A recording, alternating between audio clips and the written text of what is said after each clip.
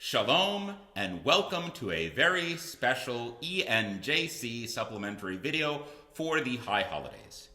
In this series of 3 videos for both days of Rosh Hashanah as well as for Yom Kippur, you will discover both the rabbi's full sermons as well as a number of piyutim or special liturgical prayers which you may not hear in full in our live services.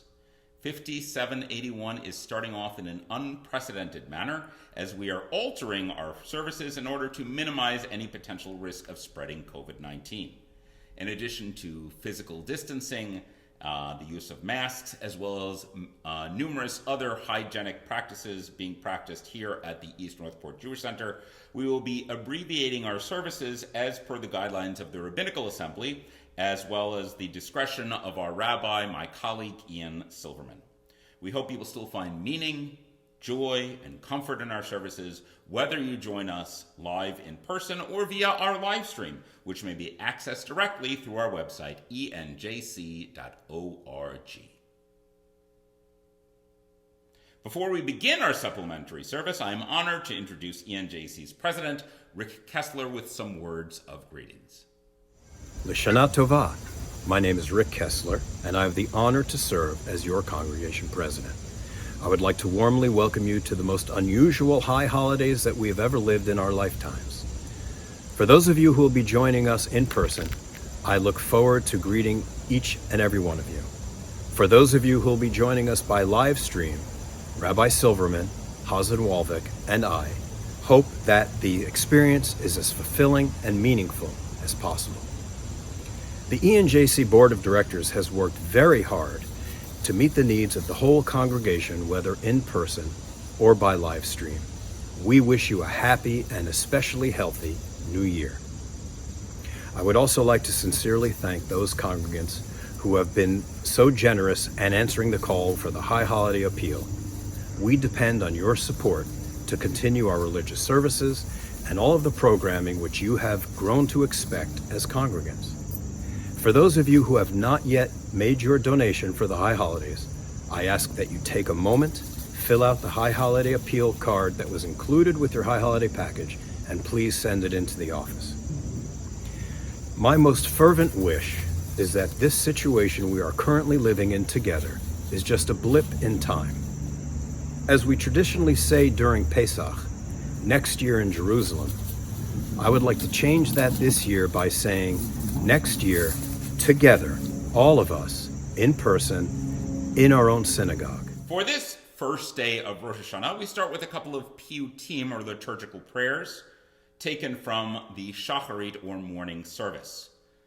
Atah Eloheinu is a succinct acrostic paean to the majesty of God, while Adonai Melech proclaims God's sovereignty over the universe and thus forms a perfect bridge and introduction to the Kedusha, or holiness prayer.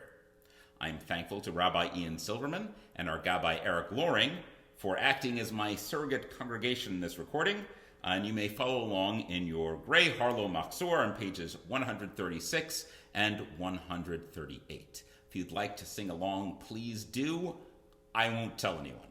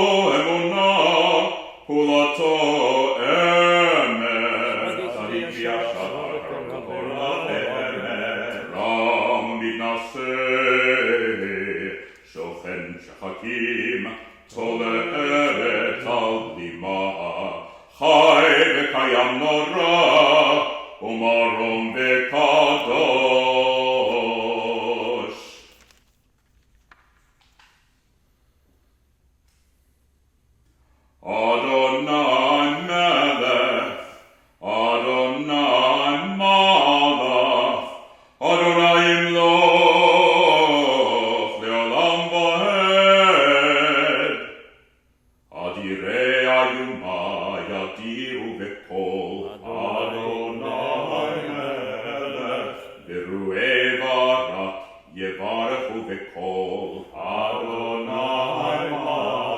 Givurei Gova Yabiru Bekol Adonai Adonai Melech Adonai Malach Adonai Yimloch Leolam Vaed Manim Melech Yimaldu Bekol Adonai Melech Notzei Noga Yenatzechu Bekol Adonai Malach Seraphim Tobevim Yesalselu Bekol Adonai Yimloch Adonai Melech Adonai Malach Adonai Yimloch Leolam Vaed Tomchei Tehilot Yatmidu Bekol Adonai Melech Tokefetiv Artecha Yatmimu Bekol Adonai Malach Tumimei Teuda Yitanu Bekol Adonai Yimloch Adonai Melech Adonai Malach Adonai Yimloch Leolam Vaed. Shabbat Shalom and Shana Tova. I want to wish all a Ketiva and a Chatima Tova. We should all be inscribed and sealed for a good year. I entitled this sermon, this Rosh Hashanah, Good Intentions Almost Got Abraham to Kill His Own Son. And I want to say, because it should be said, that this is my opinion and may not agree with yours or with the opinion of the management. I want to thank Jeff Jacoby and Judy Davis for their helping spark this sermon. When we look at the near sacrifice of Isaac, the Akedah, in the Torah reading, in today's Torah reading, we see a tragic story unfolding. I believe that tragedy was motivated by Abraham's initial but unchecked good intentions. Abraham was so worried about everyone else that he forgot about the welfare of his own. Let me explain. We see the beginning of this tragic story unfolding when Abraham is talking with God at the destruction of Sodom and Gomorrah in chapter 18 in Genesis. Abraham turns to God in prayer and beseeches on behalf of every person having infinite worth and therefore should be saved and not swept away as evildoers. In the process of loving the preciousness of every individual, two things happen to Abraham. One, he begins to value the not-so-innocent as much as the innocent. He becomes lost in the ideology of saving humanity on a grand scale because of his maybe naive belief in the benefit and the benevolence of all. And two, Abraham loses his bearings when he overreaches and decides that everyone must be saved. Heaven forbid, the judge of all the earth not do justly, he says. Heaven forbid that the righteous get swept up in the wicked. Could you then spare the whole city? If I find 50, if I find 40, if I find 30, 20, 10 righteous people among them.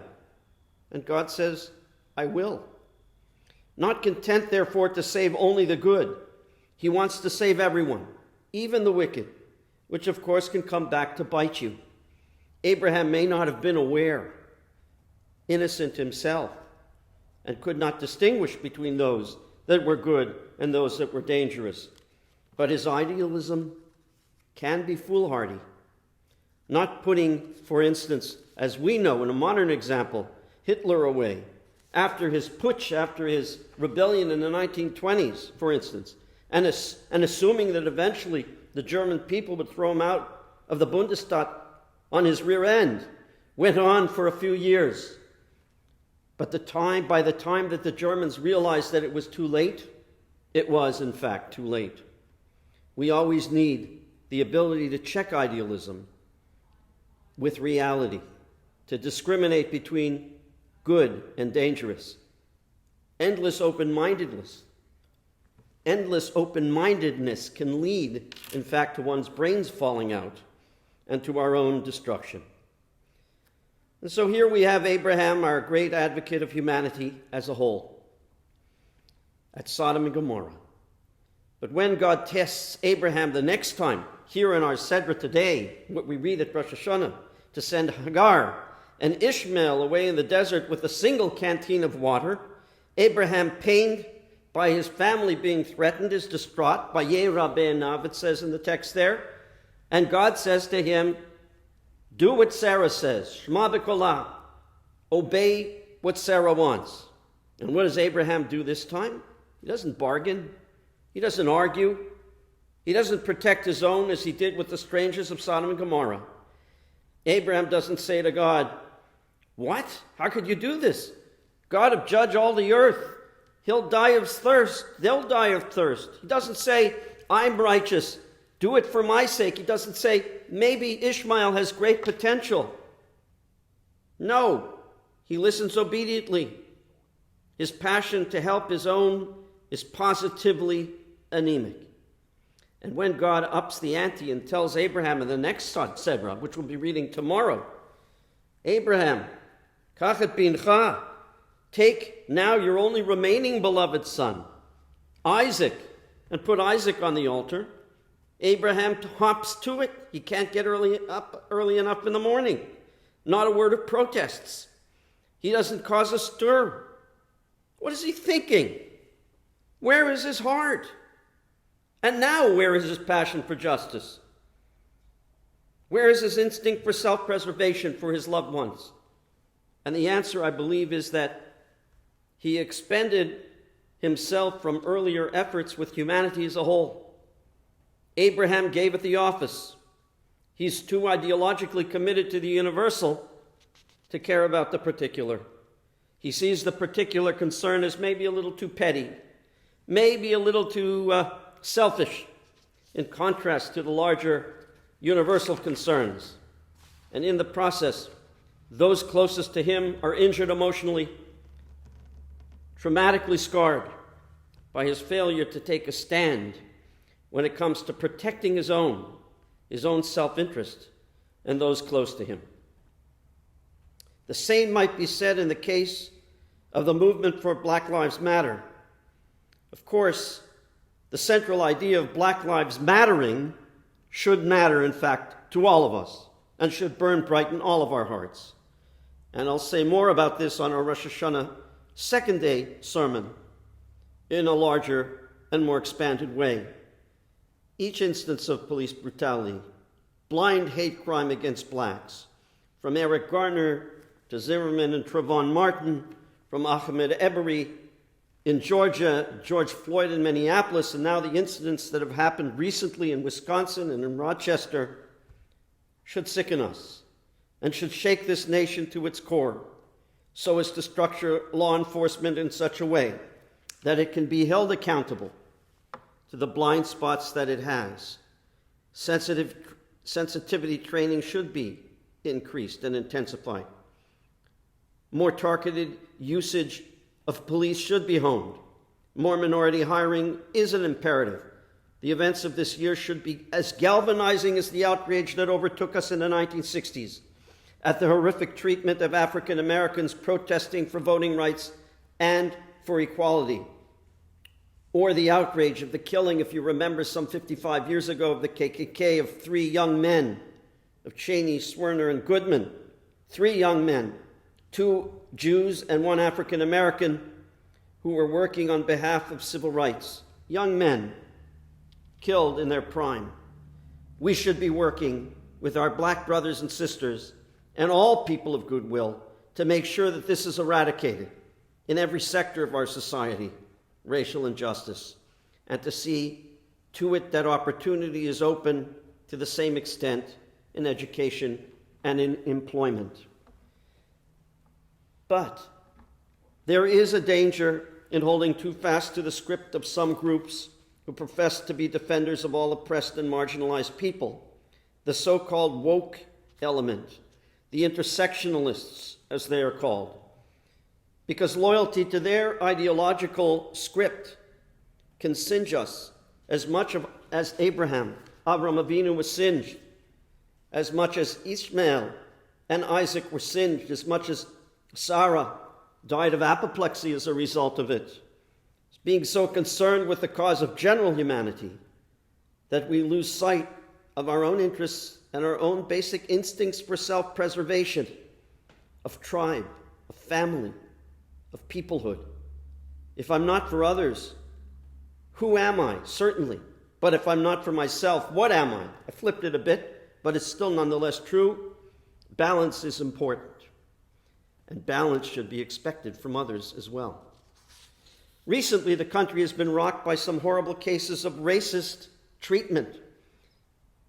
But the protests, of course mostly peaceful, have at times erupted in chaos, violence, and riotous destruction. There have been protests in Portland and Seattle, for instance, which have gone on for months. This should be unacceptable and actionable by all of us and by law enforcement in those states. Protests that are peaceful must be protected, but protests by anarchist elements to destroy federal buildings and assault the police with Molotov cocktails and urine and pesticide cannot and should not be defended. There are reasonable protestations now to the monuments of Theodore Roosevelt getting its proper treatment, being removed in the proper manner from a museum because he's riding a horse and it's being led by a black man and by an Indian. Those efforts are underway to remove the statue of Robert Moses, whose city planning reflected an exclusionary and racist viewpoint in keeping inhabitants from neighboring communities, in Queens and so forth, from visiting Long Island beaches. These efforts to remove statues in their place have their place, but it must be done by a deliberate legal process. And this is not what happens so often. There have been wholesale looting and destruction of property and mobs turning their wrath on monuments that in their minds represent the shortcomings of the figures of American history. They have no patience with the civic and civil processes. They beheaded a statue of George Washington, for instance. They toppled and vandalized the statue of Thomas Jefferson, America's founding fathers, because each of those men held slaves. And in the United Kingdom, in which there were some riots as well, one statue of a former slave trader, but nonetheless builder of the town of Colston, England, who in his life did good things for the people of that town, was simply hoisted off of his pedestal and chucked into the harbor where slave ships had arrived. Now, I have two issues with this. One, mob justice is never a good idea. One day it's statues, another day it could be people that such mobs consider transgressors and decide to carry off. We're seeing some of this telegraphing of this eventuality in police that are being targeted by rocks and refuse simply because they happen to be in a police uniform, because there are rotten police, of course, that have acted out among them. But actions of wholesale assault and destruction of property are criminal, and they should be prosecuted to the full extent of the law. We're now seeing the failures of taking that passive approach. Perhaps it was thought that passivity would end up diffusing the situation, but it has only exacerbated it. A second thing that gives me pause is the subjective nature of the judgment of America's founding fathers. Boston Globe columnist Jeff Jacoby writes of an instance of a man, as an example, Ben Hurwitz, who died of COVID-19 at the age of 80 after serving 10 years of his 17-year sentence for bank robbery. Hurwitz became a robber due to a crack cocaine addiction. And he was doing 17 years because he was caught after more than just one heist. That is not, however, the whole story of Ben Hurwitz. He had done much in his life before this. He was a middle school teacher. He was a pioneer in the desegregation movement in the Detroit school systems in the 1970s. He was a member of the Peace Corps. He had served a tour in the Marine Corps. He was a person who had more than one dimension to him. And so were many of our forebearers. Washington was a slave owner, but a great general whose efforts sprung us loose from the grip of the British Empire. He had moral hesitation against slavery and expressed in writing of a frustrated desire to abolish it.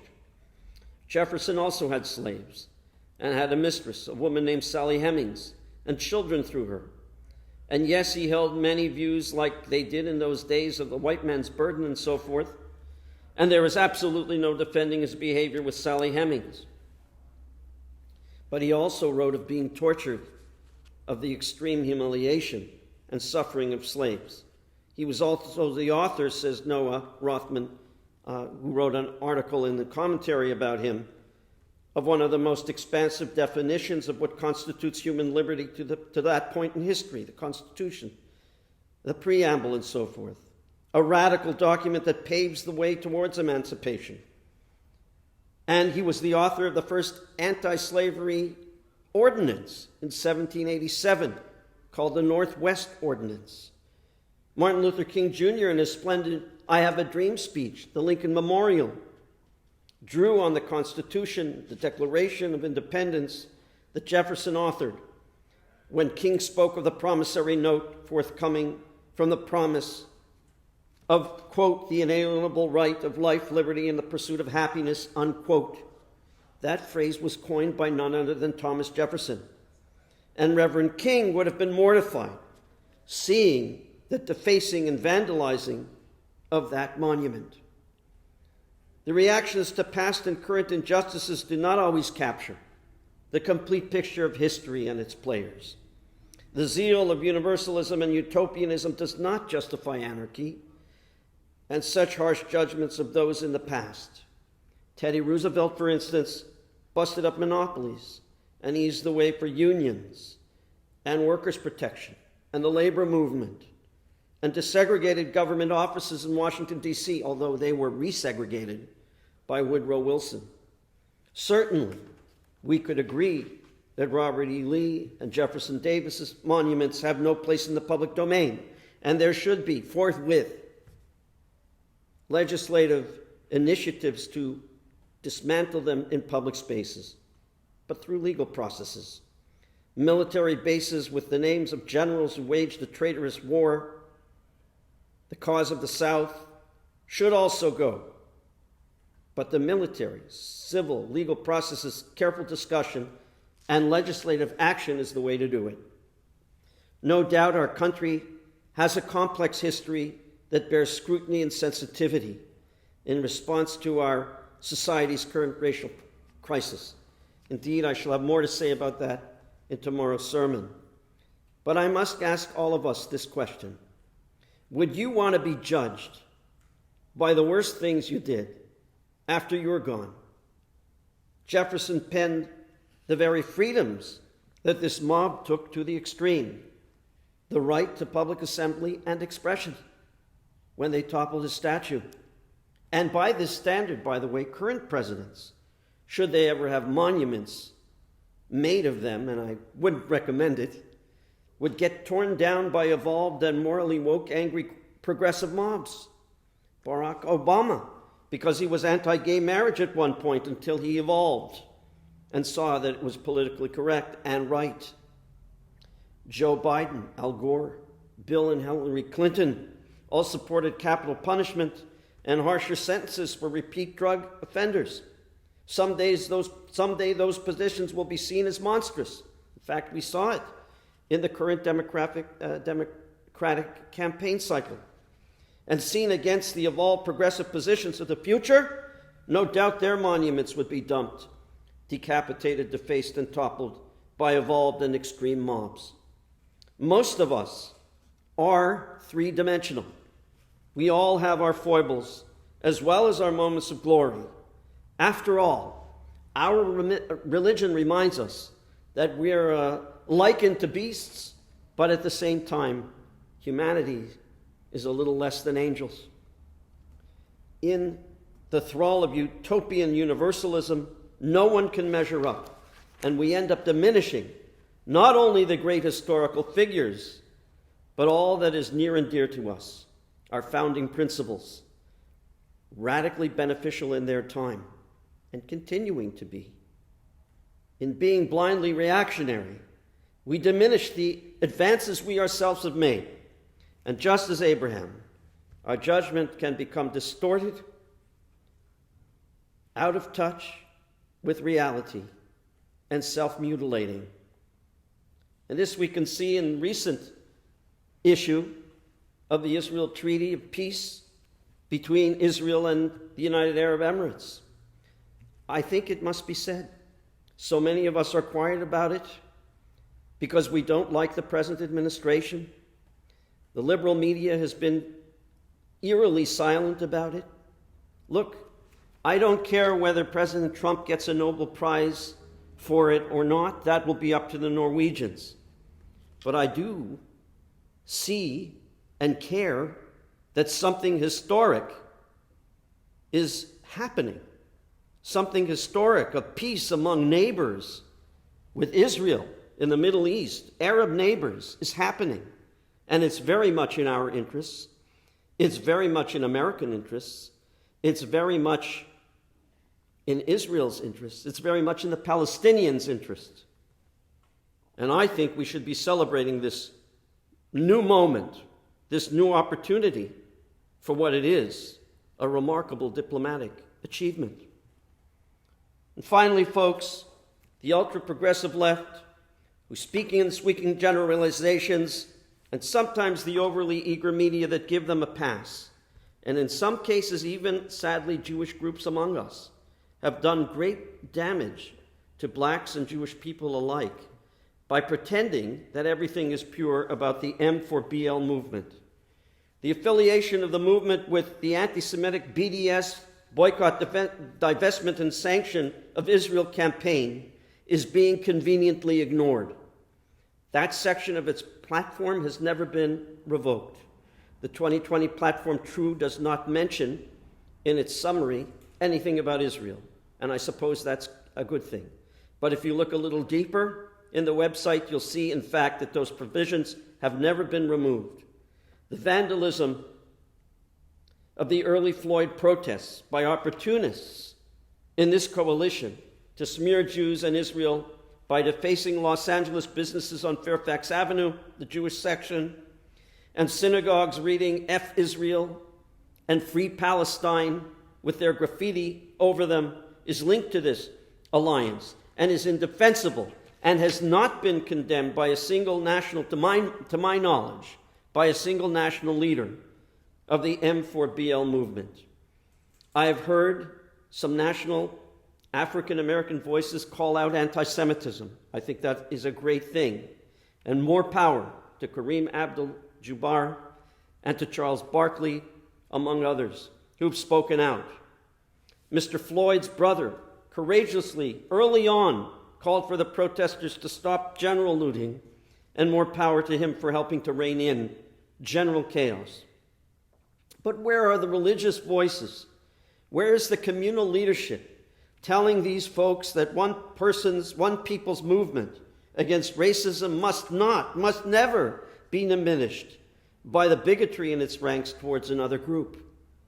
Where are the voices that say loud and clear that they condemn the anti-Semitic smears of Reverend Farrakhan? What about the Women's March leaders, now that unfortunately, they have been, in fact, discredited and removed by the leadership of the Women's March? But where were they who called upon Farrakhan, the arch anti-Semitist, as the greatest of all time leader, the GOAT? Where was their apology, their full apology, and condemnation of him in a clear way? Where's the outrage and condemnation across the political spectrum for BDS, who they are transparent? Boycott, divestment, and sanction movement is transparent in their desire to replace Israel, not to live side by side, but to replace the Jewish state with Palestine. Jews should not be quiet and take their own persecution on the chin for the overall good of American society. This needs to be said, and so I'll say it. Don't make the mistake that Abraham made. Expect and demand voices like that of Martin Luther King Jr. that are supportive of Israel, who proclaimed 53 years ago that the state of Israel was a modern miracle, a beacon of hope and democracy, and a nation entitled to to secure and defensible boundaries. The deepening, specious connection of Israel's right to exist as a Jewish state and the folding of it into a general call for racial equality in this country is essentially anti-Semitic Jew hatred, as defined by the U.S. State Department and by the European association called International Holocaust Remembrance Alliance. The opinions that deprive the Jews their right of self-determination by calling the state of Israel racist and genocidal, an endeavor, a colonialist endeavor that should be dismantled, is anti-Semitic, is Jew hatred at its core. It paints Israel unfairly. It ignores the fact that Jews are historically indigenous to the land of Israel. It seeks to tilt the United States' support against the Jewish state. It becomes yet another brick in the offensive, now underway in our university, Middle East studies centers, and even in our public school, high school curricula that seek to characterize Israel's legitimate rights to secure and recognize boundaries as elementally racist. And that, my friends, puts the Jewish state, which is the refuge for every Jew in the world, at risk. And that puts each of us at risk.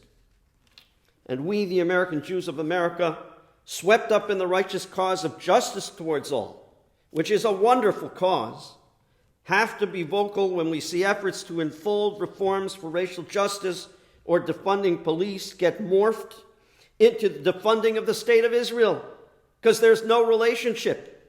It has nothing to do with what Israel did with police forces in anti-terrorism efforts. There's no bearing whatsoever what the ADL did when they brought some police force to Israel. It's all a myth, and yet it's in the chant of the extremist elements. We Jews, swept up in the cause of justice for all, must never ourselves be blinded to the demise of the beloved state of Israel, the country that welcomes every Jew in trouble and that now harbors a majority of Jews in the world. Good intentions about all humanity was and is a worthy idea, and it is a core of Jewish values. But it can be blinded. It can be blinding.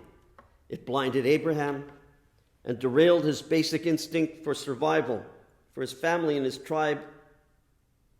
No prophet, even our most idealistic ones, claimed that we could do without the rule of law or a nation state with borders and power. No prophet suggested that we stop being a Jewish people, that we stop adhering to the Torah or to self-preservation or to having a country of our own. Someday, some of them mused that a Mashiach, a Messiah, shall bring a period where peace will reign and pervade without the need for nations and self-preservation, where the wolf and the sheep will lie down together and none shall fear. But until such time, may we reclaim the important balance. If I am only for myself, what am I? But if I'm not for myself, who will be for me? And if not now, when? May this year bring with it the sweetness of change and peace between Israel and her neighbors. May it bring reforms in our own politics here in our country, our beloved United States of America. May it bring reforms that heal. May it be sweetened by more fierce denunciation of the perils of anti-Semitism. May we leave the size of double standard, false narrative of pandemic and racism behind us and look towards a year ahead of joy and health and healing.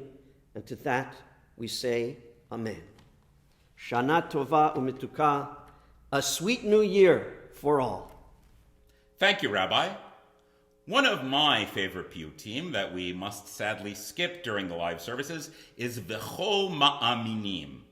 In it, we jointly declare our beliefs in the greatness of God.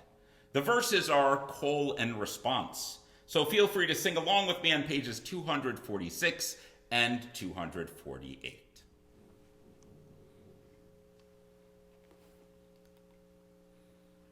האוחז ביד מידת משפט, וכל מאמין ימשכו אל אמונה, הבוחן ובודק אין זה נסתרות, וכל מאמין ימשכו בוחן כליות, הגואל ממוות ופודם משחת, וכל מאמין ימשכו גואל חזק, אדוני יחידי לבאי עולם, וכל מאמינים שהוא דיין אמת, הגוי באחיה אשר אחיה, וכל מאמינים שהוא היה בהווה ויהיה, הוודאי תשמע כן תהילתו, וכל מאמינים שהוא ואין בלתו, הזוכה מזכיריו טובות זיכרונות,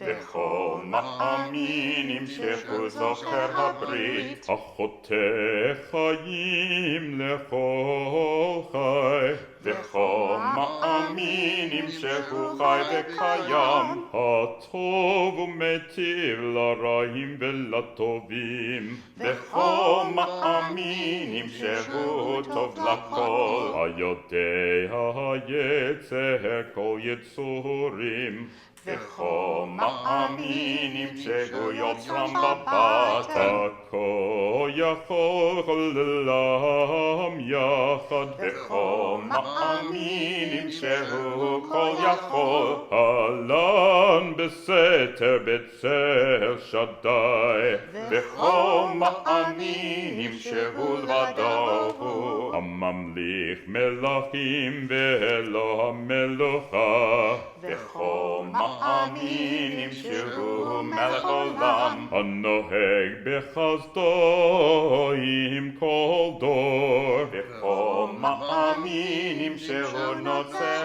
חסד, הסובל ומעלים עין צוררין, וכל מאמינים שהוא סולל הסלע, העליון בעיניו הירח, וכל מאמינים שהוא עונה לחש, הפותח לדופקי פתחו בתשובה, וכל מאמינים שהוא פתוחה ידו, הצופה לרשע וחפץ להצדיקו, וכל מאמינים שהוא צדיק וישר, הקצר בזעם מעריך אף, וכל מאמינים שהוא קשה לכעוס, הרחום ומתאים רחמים לרוגז, וכל מאמינים שהוא רק לרצות, השווה ומשווה קטן וגדול, וכל מאמינים שהוא שופט צדק, אטם ומתממים תמימים, וכל מאמינים שהוא תמים פועלו. We conclude with Yigdal in the traditional high holiday melody. If the spirit moves you to join in, I ain't stopping you. You may follow along on page 54 of the Mahzor. Also, please like and subscribe. And make sure to watch our supplementary video for Rosh Hashanah Day 2, as well as Yom Kippur when it comes out. I hope we are all blessed with a year of health and happiness, where we can connect to each other in person, in safety. Shana Tova L'Shana Haba'a Ba'East Northport Jewish Center.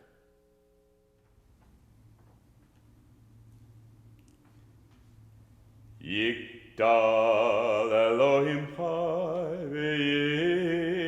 V'yishtabach Nimtza V'enet Metzioto Echad V'yahid K'yichudo Ne'elam V'gam Ensof Laduto In lo demotago V'enogo Lo na'arach elav Kedu Tzilato Kadmon lechol davar Asher nivra Rishon v'in reshit lereshito Hinno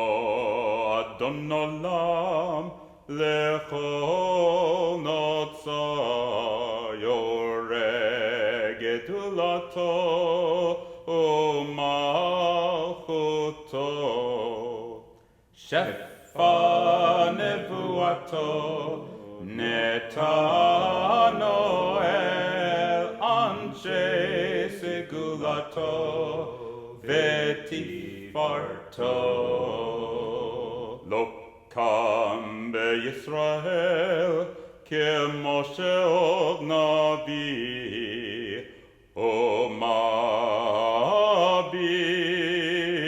et monato Torah temet natan le'amoel ayad nevio ne'eman beito lo yachalifa el ve'lo yamir dato le'olamim lezolato Sofe ve'yodea tareno ma'bir sof davar bekadmato Gomel ish chesed kemifalo noten lerasha rakerishato Yishlach leketz yamin meshichenu liftot mechakeket Yeshuato Mitim Yechael berov chazdo Baruch Atah Shem Tehilato Mitim Yechael berov chazdo Baruch Atah Shem Tehilato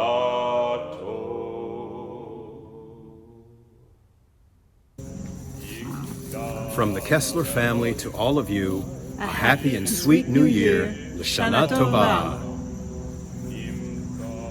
Hi everybody, this is Alan Berman, your Executive Vice President. Just wanted to wish everyone in your family a happy and most importantly, healthy new year. L'Shana Tova from the Berman family to yours. From Beth And Steve Krantz, L'Shana Tova. Hi, this is Brad Becker, and from my family to yours, I'd like to wish you a very happy new year, L'Shana Tova. L'Shana Tova from the Kuzaz family. Welcome back to East Northport Jewish Center Religious School. I want to wish everyone a happy new year, L'Shana Tova Tikvateinu, and you should be inscribed in the Book of Life, and you should have a sweet new year. And I'd like you to see our beautiful bulletin board, even though you're not here.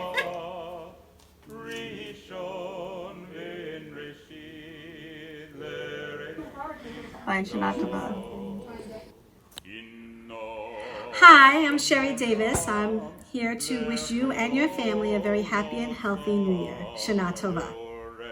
Hi everyone, L'Shana Tova. Have a happy and healthy new year.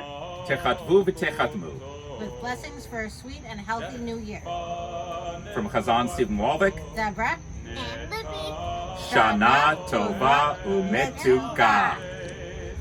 My family and I wish our ENJC family a happy and very healthy new year, filled with lots of love, happiness, and good times. We hope to see you all back at ENJC very soon. L'Shana Tova. Wishing you and your families A happy and healthy new year. from the Shoya family And the Chopper family. Hi everyone, this is Harvey Weinreb, and this is Maisie. And we wish you a happy, healthy, and safe New Year. Shana Tova. Tova from the Weinsteins. Happy New Year, everyone. Best wishes for a happy and healthy New Year from Linda Mermelstein. Shana Tova. Shana Tova. Shana Tova umetuka, tikadvu v'tekadmu. You should all be inscribed and sealed for a wonderful year. We wish you a year of health and safety, and we look forward to a year of greater togetherness as a community. Shana Tova. Shana Tova.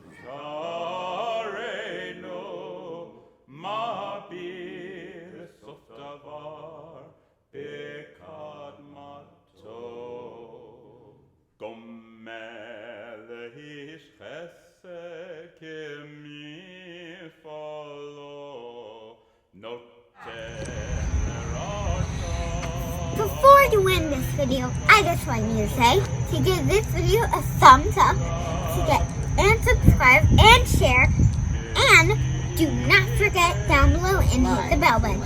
And we need to get a lot of subscribers. Let's say 60. We need to get a lot. So share this with your friends so they can subscribe too. And if you're with other people in the public, you know them, you can share this to them too. Or if your grandparents come, we need to get a lot of subscribers. So hurry up and hit that subscribe button.